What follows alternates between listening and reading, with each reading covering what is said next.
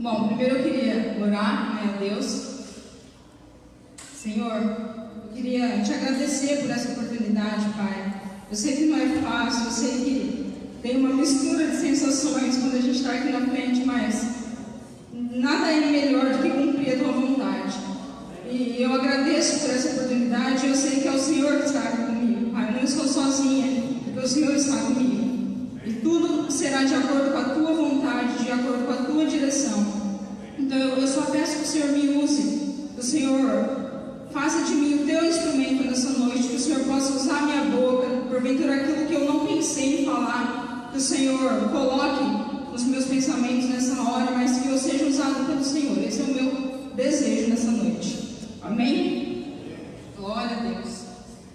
E que nem o pastor Marcos falou no domingo, quando a gente está aqui na frente, é porque primeiro Deus falou com a gente, né? Então, o que eu vou falar aqui tem algumas partes que é meio pesada, meio chato de ouvir, mas foi o que Deus falou para mim, porque eu precisava ouvir aquilo, eu estava precisando daquilo. Então, Deus falou comigo. Deus falou comigo, Deus me ensinou, Deus colocou isso no meu coração e eu só quero compartilhar com a igreja porque Ele colocou também no meu coração que era essa palavra, né? Então eu estou aqui para ser mesmo instrumento de Deus, aquilo que Ele falou comigo porque eu precisava, porque eu não sou melhor do que ninguém para estar aqui, eu preciso dessa palavra, amém?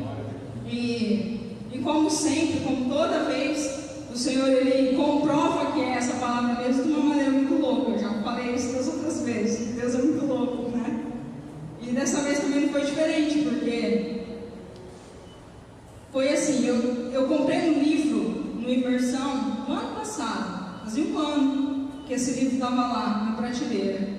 E aí eu resolvi pegar para ler. E logo no começo o livro ele citava essa passagem.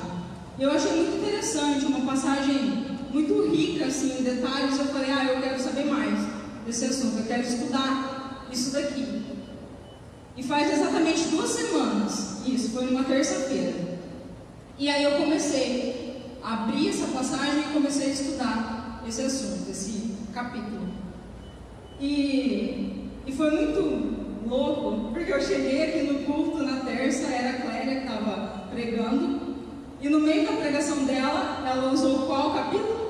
Exatamente esse. Eu tinha acabado de estudar em casa, né? Eu estava estudando aquilo e ela pregou sobre aquilo. E depois, eu estou assim numa vibe de ouvir muitas pregações. Estou fazendo as coisas e estou ouvindo pregação. E eu devo ter ouvido, no mínimo, umas 4 pregações de pessoas diferentes, com assuntos totalmente diferentes, mas que estavam a mesma passagem. Eu falei, Deus, eu tenho certeza que o Senhor está no controle, é isso que o Senhor quer, que eu continue estudando. E quando o pastor Marcos me chamou, eu tive certeza de que era isso. Então, primeiro eu queria colocar Hebreus 4:12. Porque outra coisa que eu aprendi nesses dias foi isso. O Senhor comprovou para mim, Hebreus 4:12, que fala assim, porque a palavra de Deus é viva e eficaz. Só isso. A palavra de Deus é viva e eficaz.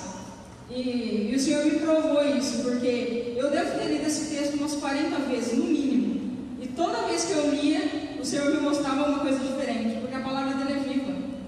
Cada vez que você vai ler, ele vai te mostrar uma coisa diferente. Ele vai abrir os seus olhos em algum detalhe. Talvez numa palavra, talvez num ponto, talvez numa vírgula, mas sempre tem alguma coisa ali. E toda vez que você lê, você vai encontrar algo diferente, porque a palavra é viva. E eu estava refletindo sobre isso, e Deus me lembrou de quando eu estudava, né, na escola ou na faculdade, que tem o livro Dom Casmurro, de Machado de Assis, né, que é um dos grandes mistérios da literatura brasileira. Porque tem a personagem Capitu, que casou com o Bentinho, e ninguém sabe comprovar se ela traiu ou não o Bentinho, porque não está claro no livro, né? Tem várias pessoas que argumentam que ela traiu sim e prova no livro, e tem várias pessoas que argumentam que ela não traiu e também prova, mas não dá pra gente saber, né? Machado de Assis já morreu, não tem como ele contar para ninguém. Mesmo se ele estivesse vivo, talvez ele não contaria, a gente não tem como saber se caiu ou não. Mas a palavra do Senhor não é assim, porque é o livro que a gente lê acompanhado do autor. E o autor está o tempo todo te falando, te revelando os segredos, te revelando os mistérios que tem nela. Então a palavra do Senhor é viva. E o autor está do seu lado o tempo todo te revelando os mistérios. Tem muito mais mistérios do que Dom Casmurro.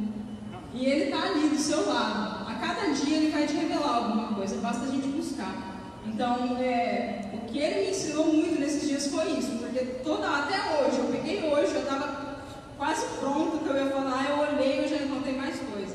E eu tenho certeza que eu não vou falar tudo, porque tem infinitos mistérios em apenas um capítulo, né? Então eu queria ler essa passagem que é Isaías 6.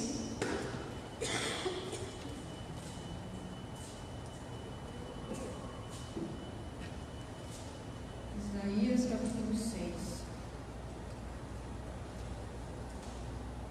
Eu vou ler inteiro, depois a gente vai aos pouquinhos.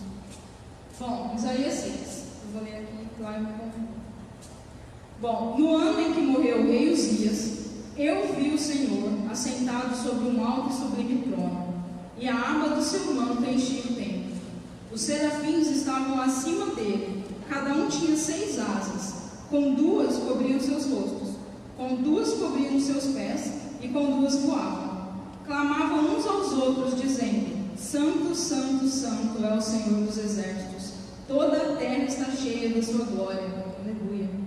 Os umbrais das portas se moveram com a voz que clamava, e o templo se encheu de fumaça. Então disse eu: ai de mim que vou perecendo, porque eu sou um homem de lábios impuros, e habito no meio de um povo de lábios impuros.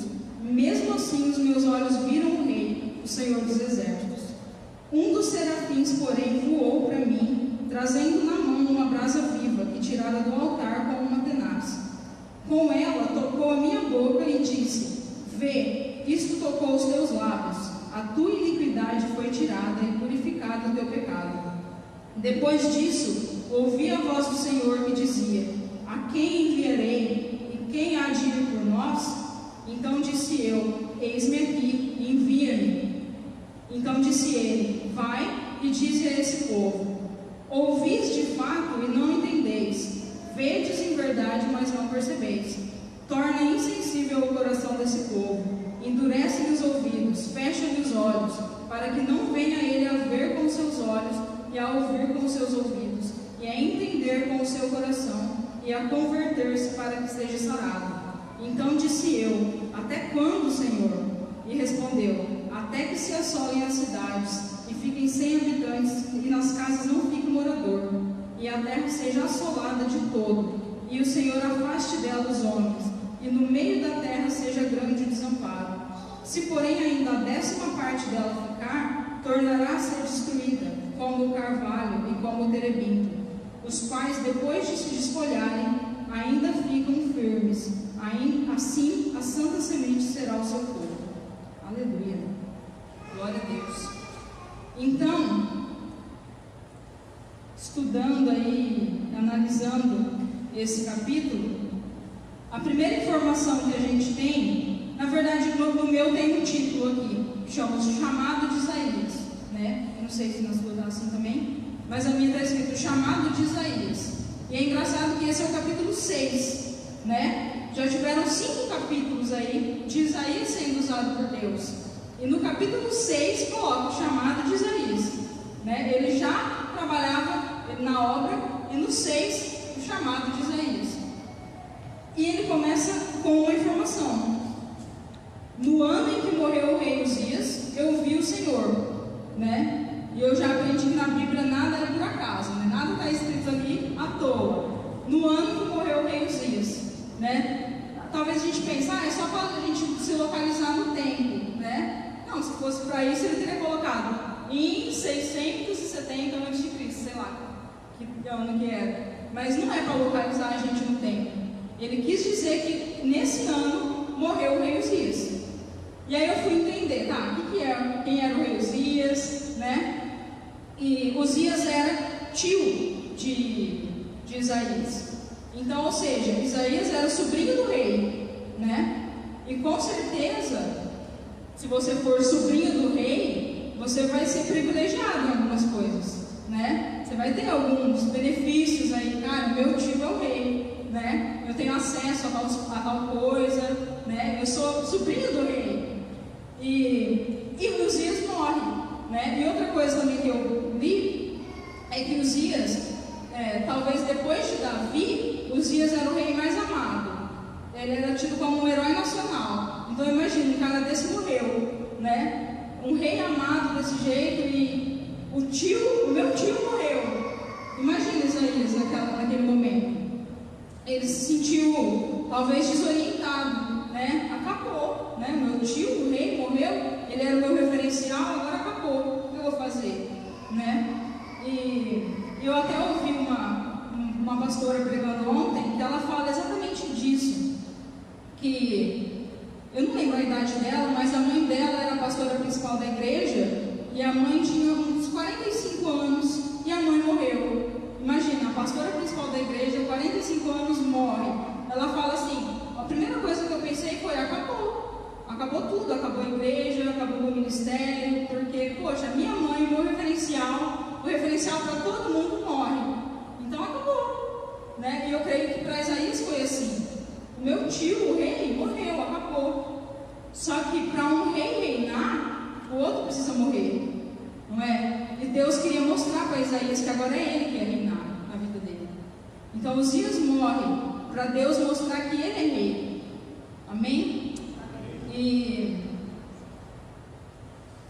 aí então ele fala assim, no ano em que morreu o rei Uzias, eu vi o Senhor, né? Não foi ninguém que teve uma experiência com Deus e contou para Isaías, foi ele viu o Senhor. Então aqui eu vejo que é o que tem sido pregado aqui, não é nada diferente, tem sido pregado que a gente tem que ter a nossa experiência pessoal com Deus, a nossa intimidade com Deus, porque não foi ninguém que contou para Isaías, foi ele que viu. Eu vi o Senhor, eu tive a minha experiência com ele, né? Amém, gente? E aí Deus queria provar também que agora Isaías não era mais sobrinho do rei, agora ele ia ver que ele é filho do rei, é muito melhor, né? É um privilégio muito maior ser filho do rei. Então Deus quis provar para Isaías que nem tudo estava perdido, existe um reino muito mais poderoso, existe um trono muito mais alto. E é o que ele fala na sequência aqui, ó, no mesmo versículo ainda. Então, no ano em que morreu o rei Uzias, eu vi o Senhor assentado sobre um alto e sublime trono. Então, olha só, é Deus provando para Isaías que existe um trono que é muito mais alto. Que esse trono aqui, esse trono físico, pode ter acabado, né? Mas aquele lá não, aquele Deus continua reinando. Aquele lá é muito mais alto, ele reina sobre todos. E é isso que Deus quis provar. Deus quis elevar o olhar de Isaías. Ó, para de olhar para esse trono do seu tio, olha para o trono do seu pai que está aqui em cima. Existe um trono muito mais alto. E ainda no mesmo versículo, então existe assentado sobre um alto e sublime trono, e a aba do seu manto enchia o templo. Então eu fiquei pensando, imagina, a aba do manto de Deus, só a cordinha do manto de Deus enchia o tempo todo. Então Deus queria mostrar a grandeza dele, né? Olha como ele é um Deus grande, olha como ele é um rei muito maior do que Uzias, né? Apenas a borda, qual é a palavra que ele usa? A aba do seu manto enchia o tempo todo. Então imagina o tamanho desse Deus. Então ele queria provar que os governantes morrem, mas ele continua no trono. E aí pode avançar para o versículo 2. Gente, eu não tenho noção de tempo, tá? Não sei se vai durar 15 minutos, mas amém. Deixa Deus agir. Bom, mas a gente está só no versículo 1, né? Então olha no 2 agora. Os serafins estavam acima dele. Cada um tinha 6 asas. Com 2 cobriam o rosto, com 2 cobriam os pés e com 2 voavam.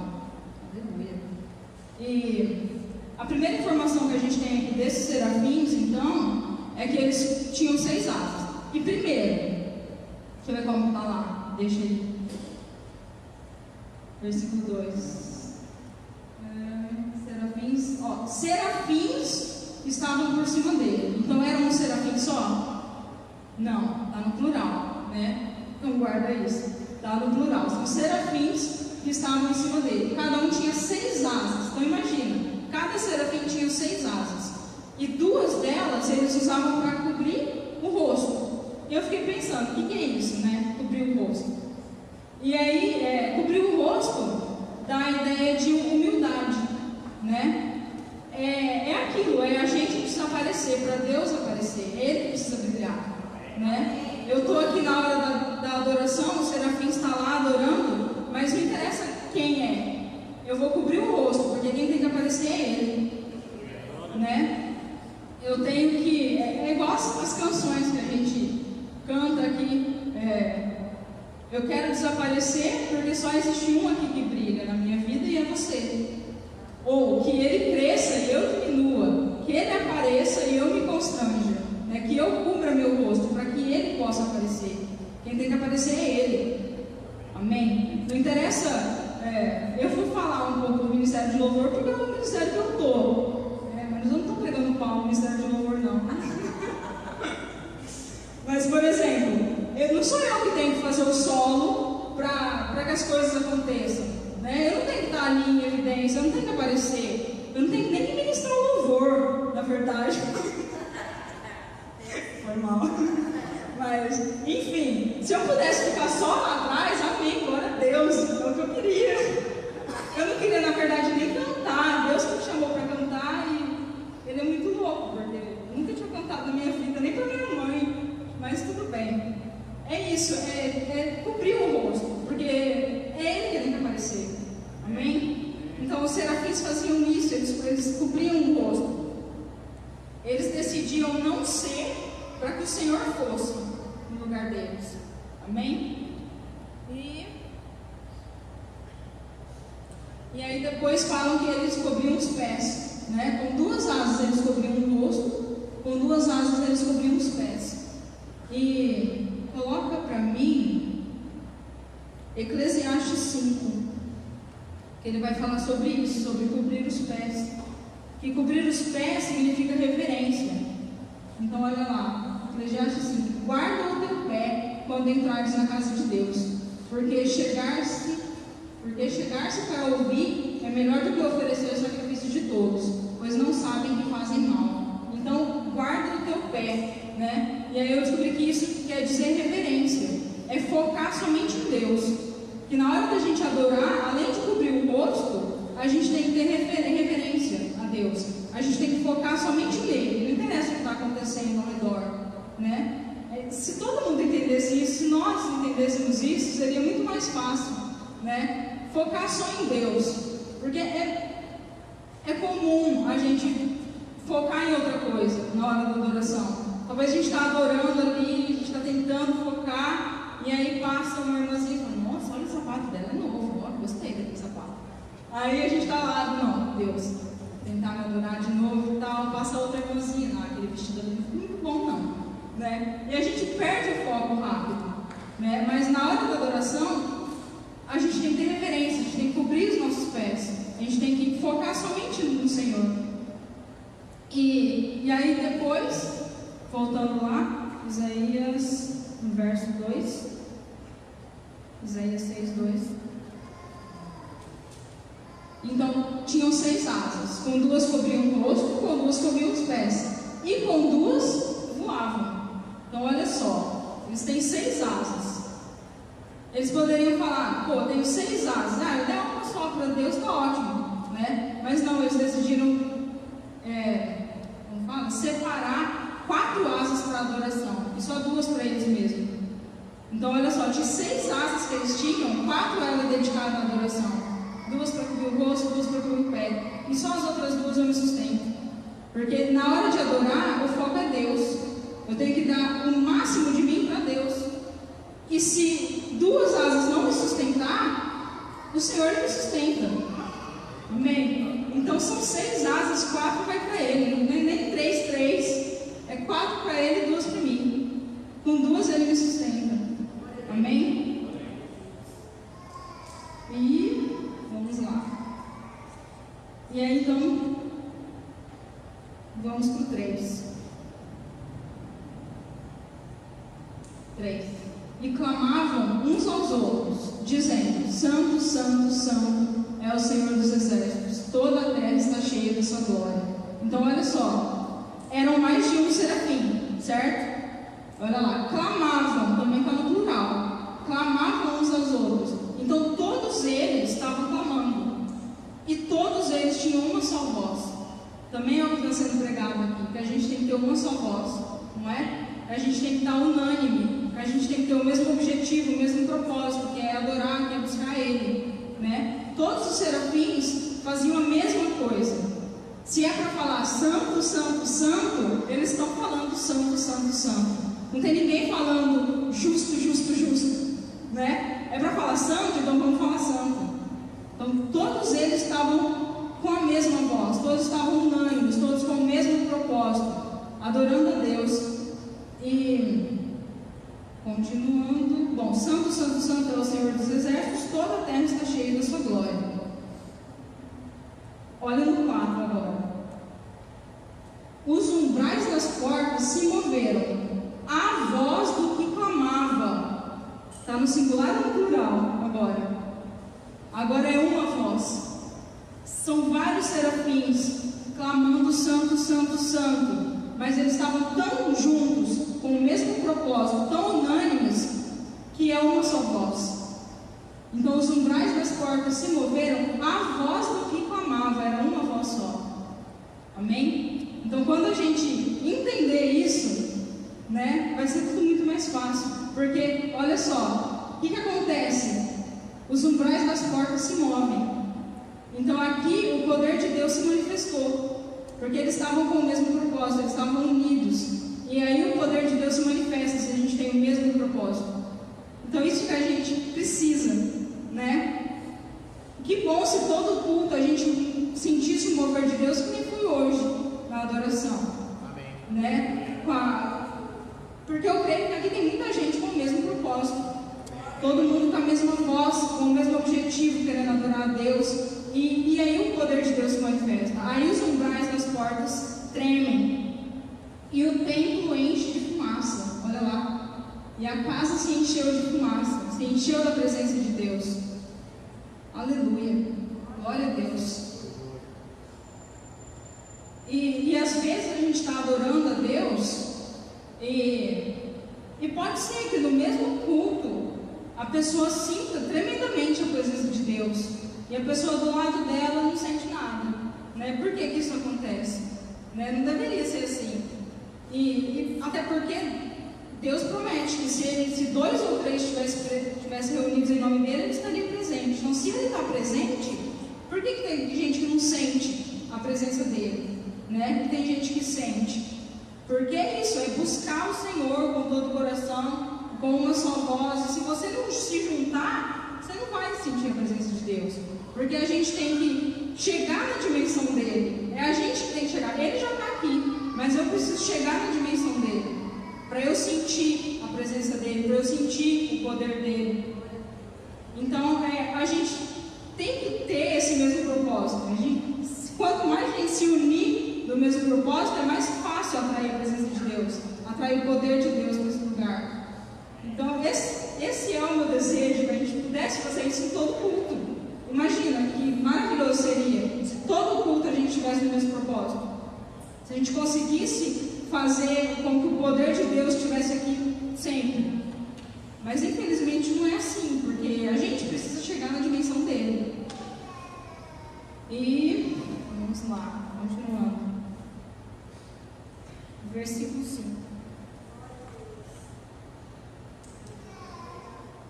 Então, olha só, Isaías teve toda essa visão, né, do trono com os serafins.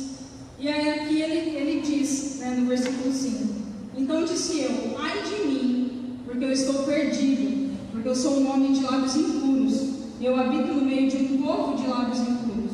E os meus olhos viram o Rei, o Senhor dos percebo que, bom, nós estamos no capítulo 6, né, de Isaías. Do 1 ao 5, o Senhor usou Isaías o tempo todo, né? E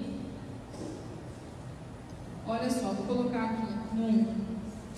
Isaías 1, a partir do 3. O tempo todo Deus estava usando Isaías. Ele estava falando assim: Isaías, diga ao povo isso.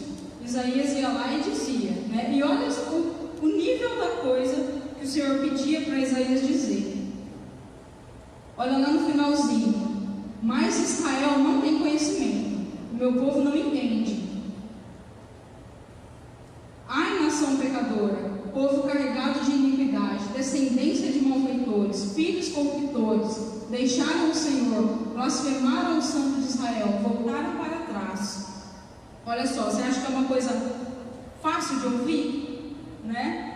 Olha no 16 agora, 1,16. Lavai-vos, purificai-vos, tirai a maldade dos vossos atos diante dos meus olhos, cessai de fazer o mal, aprendei a fazer o bem, procurai o que é justo, ajudai o oprimido, fazei justiça ao órfão, tratai da causa das viúvas. Enfim, era só cajadada. Do 1 ao 5 é só Deus pedindo para Isaías dar cajadada no povo. E eu imagino que Isaías estava assim: isso mesmo, fala Deus, esse povo tem que ouvir mesmo, né? Ele estava assim: estou imune, estou sendo usado por Deus, eu sou melhor do que o povo, estou só dando recado, né? Ele poderia estar pensando assim. Só que aqui, quando ele teve um encontro com Deus, quando ele teve essa experiência com Deus, a primeira coisa que ele diz é: ai de mim que eu vou perecendo. Algumas versões falam: ai de mim que eu não tenho salvação. Então aqui ele percebe que ele se iguala ao povo. Ele não era melhor que o povo. Aquilo tudo que Deus pediu para dizer não era para o povo, só para o povo, era para ele também. Então aqui ele percebe: ai de mim. Ele diz: ai de mim, porque eu não sou melhor que o povo, não. Isso daqui era para mim, Senhor. Então, ai de mim que vou perecendo, porque eu sou um homem de lábios impuros e habito no meio de um povo de lábios impuros. Então ele se igualou. Eu sou do mesmo jeito, Senhor. E aí eu vejo que quando a gente tem um encontro com Deus, a primeira coisa que a gente vê é o quanto que nós somos sujos, o quanto que nós somos imundos, né? Porque a gente está diante de tanta pureza, de tanta beleza, de tanta santidade, que a primeira coisa que você pensa é: ai de mim, quem sou eu? Né? E foi o que Isaías, foi o sentimento de Isaías, né? Não é porque Deus estava usando ele que ele era melhor. A Bíblia diz que o Senhor usou até uma mula, não foi? Então, não é porque eu estou sendo usada por Deus que eu sou melhor.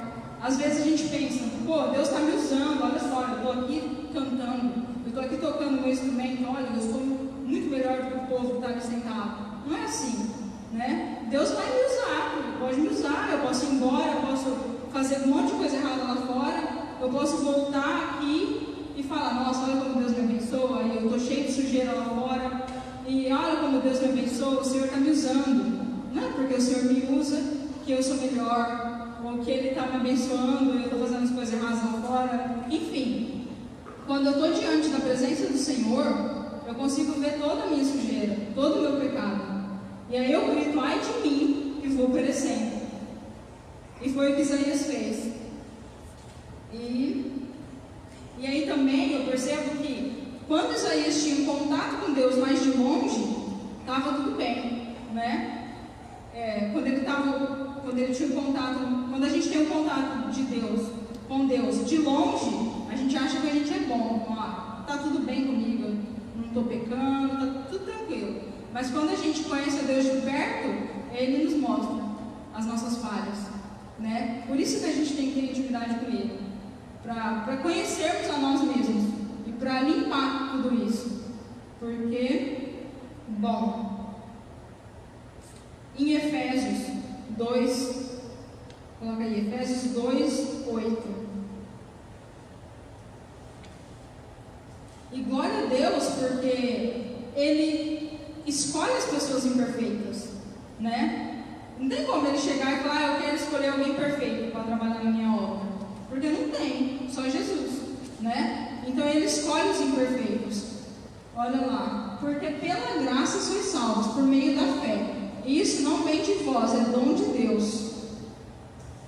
Não vem das obras, para que ninguém se glorie. Então olha só, por que ele escolhe os imperfeitos? Porque se eu fosse perfeita, não tinha glória nenhuma nisso. Mais que a minha obrigação de ser usada, né? Se eu já soubesse cantar, se o Senhor me chamasse para cantar, eu falasse, beleza, Senhor, fichinha, vou fazer isso mesmo, né? Se Ele me chamasse para pregar e eu já fosse boa com o microfone, eu falasse, Senhor, tá fichinha, eu vou lá, vou arrasar, né? Mas não, Ele não faz isso, Ele chama as pessoas imperfeitas. E coloca em 1 Coríntios 1, 28. 1 Coríntios 1, 28.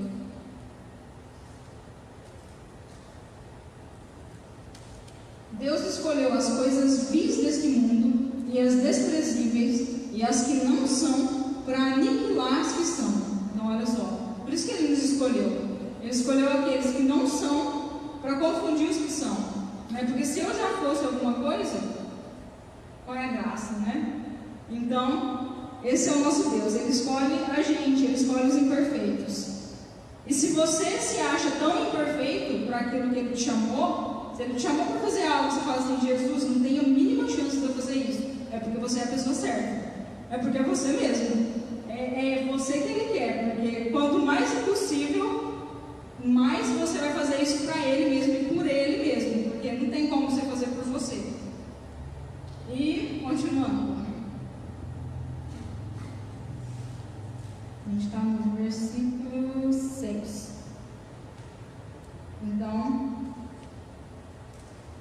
No 5 ainda, vai. Então disse eu, ai de mim, pois estou perdido, porque eu sou um homem de lábios impuros, habito no meio de um povo de impuros lábios, mas os meus olhos viram o Rei, o Senhor dos Exércitos. Então olha que privilégio, apesar de eu ser uma pessoa de lábios imundos, os meus olhos viram o Rei. Então, o Senhor, Ele nos dá uns certos privilégios, mesmo assim. E, continuando. Porém, um dos serafins voou para mim, trazendo na sua mão uma brasa viva, que tirara do altar como uma tenaz. Então aqui, essa brasa viva dá a ideia de purificação, né? Ele não falou que ele tinha os lábios impuros? Então Deus tirou uma brasa viva para purificar, né? Aí é como se Isaías estivesse nascendo de novo, né? Então aí, continuando, no 6, um dos serafins, porém, voou para mim, trazendo na mão uma brasa viva que tiraram do altar com uma tenaz. Com ela, tocou a minha boca. Eu não falei que eu tinha os lábios impuros? Então, onde Ele vai me tocar? Na boca. Então, o Senhor, Ele vai te tocar naquilo que você confessar para Ele, que é o seu defeito, que é a sua dificuldade. Ele não vai fazer uma coisa que você não pediu. Por isso que é bom a gente confessar as nossas fraquezas, confessar os nossos pecados para Ele, porque Ele vai trabalhar em cima daquilo que Ele viu que é a necessidade, que Ele viu que eu confessei. Então aqui Isaías disse que ele tinha o lábio impuro, então Deus tocou na boca dele. Aleluia.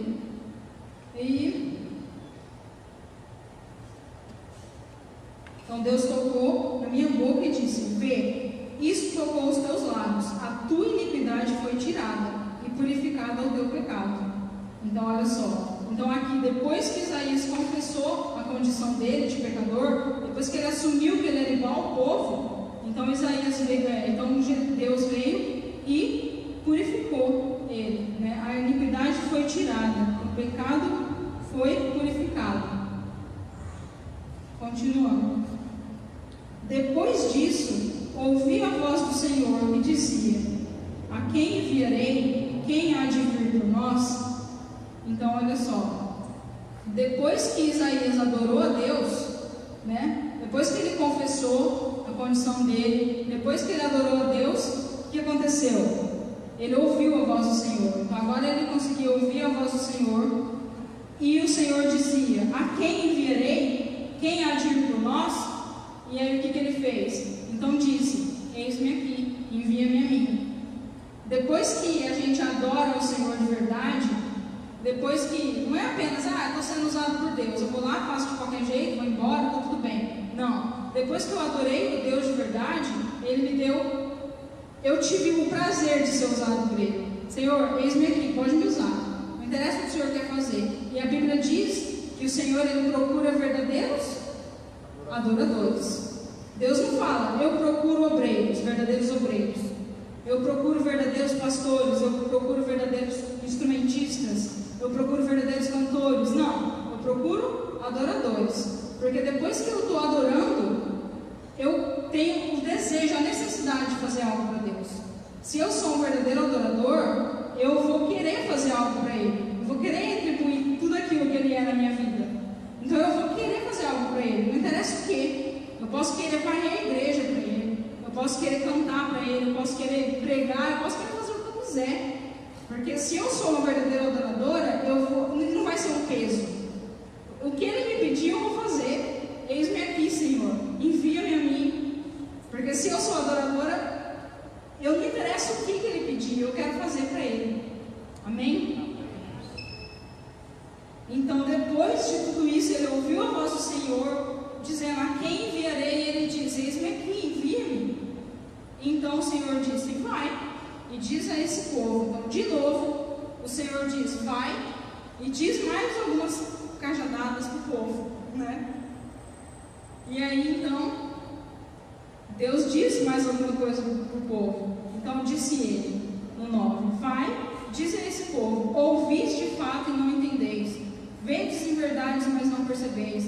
Torna insensível o coração desse povo, endurece-lhe os ouvidos, fecha-lhe os olhos, para que não venha ele a ver com os olhos, e ouvir com os ouvidos, e a entender com o coração, e a converter-se para que seja sarado. Então, não era mais uma vez, não era uma mensagem agradável de ouvir, né? Mas agora, diferente de lá de trás, que Isaías, Deus falava: ó, fala isso, isso e isso para o povo. Isaías fala: Deus, vou falar tudo isso mesmo, porque eles têm que ouvir. Agora, olha só, Deus pediu para Isaías falar, e olha a resposta, é a primeira vez que Isaías responde para Deus. Ele fala assim, no 11: então disse eu: até quando, Senhor? Então, olha só, é a primeira vez que ele questiona. E agora que ele se viu igual ao povo, agora que ele viu que ele tinha a mesma condição de pecador que nem o povo, ele fala: Senhor, até quando? Senhor, misericórdia, para de falar isso, né? Até quando vai ter que ficar falando isso pra gente? Porque agora eu vi que eu estou no meio desse povo, né? Então agora ele questiona: até quando? E aí o Senhor responde: até que se assolem as cidades e fiquem sem habitantes, e nas casas não fique morador, e a terra seja assolada de todo, e o Senhor afaste dela os homens, e no meio da terra seja grande o desamparo. Ou seja, Deus continua dando cajadada, né? Até quando? Até quando quiser, até quando vocês aprenderem, né? É mais ou menos isso.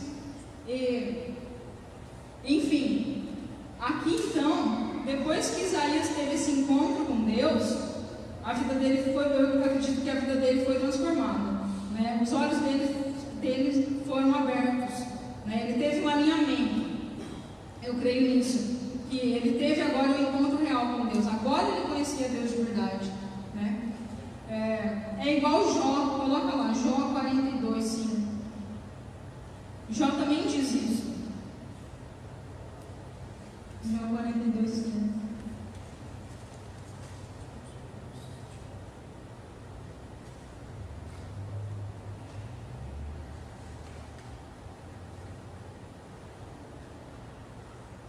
Com o ouvir dos meus ouvidos, ouvi, mas agora te veem os meus olhos.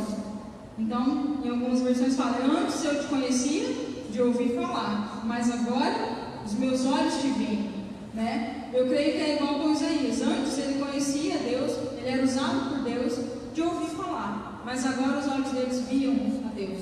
Agora ele teve um encontro real com Deus. E é isso que a gente tem que ter, essa experiência pessoal com Deus, esse encontro real com Deus, que muda tudo, né? Que muda toda a situação. Não é ser aquele crente normal, né? Não é assim: eu vou na igreja todo domingo, toda terça, eu vou no sábado quando dá, eu vou na escola dominical, então tá tudo bem, né? Então eu conheço a Deus. Não tem nada a ver, né? O encontro real com Deus é quando a gente tem essa intimidade com Ele, né? Talvez é lá em casa, Talvez eu vou ter um encontro real com Deus na minha casa, não aqui. Talvez eu vou ter um encontro real aqui com Deus, enquanto ninguém mais está tendo. Mas o meu desejo é que todo mundo tivesse um encontro real com Deus juntos aqui. Porque essa é a vontade de Deus. Que a gente tenha o mesmo propósito, que a gente se una com o mesmo objetivo de adorar Ele. E amém. Deixa eu ver se eu não esqueci de nada.